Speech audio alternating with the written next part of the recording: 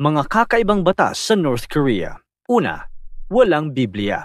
Sa North Korea, mahigpit na ipinagbabawal ang pagmamay-ari, ang paggamit o ang pagbabasa ng Biblia. Ito ay dahil naniniwala ang supreme leader nila na ang Biblia ay simbolo ng Western culture na pwedeng makapagbago ng pananaw ng isang North Korean citizen. Marami nang naparusahan sa batas na ito. Isang babaeng Kristiyano ang minsan nang inaresto at pinatay matapos siyang mahuli ng mga otoridad na nagbibigay ng Biblia sa mga tao. Noong 2014, isang American citizen na nagtutour sa Hermit Kingdom sa pangalang Jeffrey Fowl ang ikinulong ng 5 buwan matapos niyang maiwan ang daladalang Bible sa CR ng isang restaurant sa North Korea. Pangalawa, walang choice tuwing election.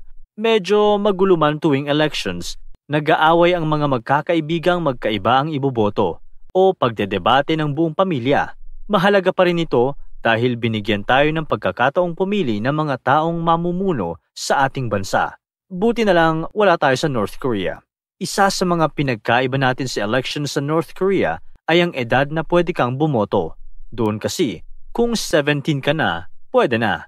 Ang masama lang doon, hindi ka naman talaga pumipili dahil pagbukas mo sa iyong balota, isang pangalan lang ang nakasulat doon. At syempre, walang iba kundi si Kim Jong-un. 100% ng votes ang nakukuha niya at kung elections lang, para siyang si Floyd Mayweather sa boxing. Undefeated. Pangatlo, lahat ay kailangang mag-display ng picture ng kanilang leader sa bahay.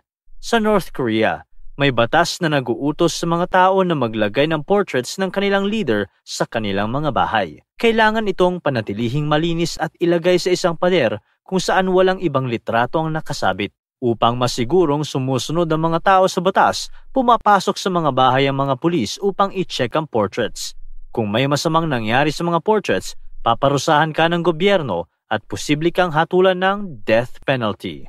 Sa katunayan, noong 2007, isang ama ang piniling iligtas ang kanyang portraits ng Supreme Leader kaysa sa kanyang anak nang magkaroon ng flash flood sa kanilang lugar.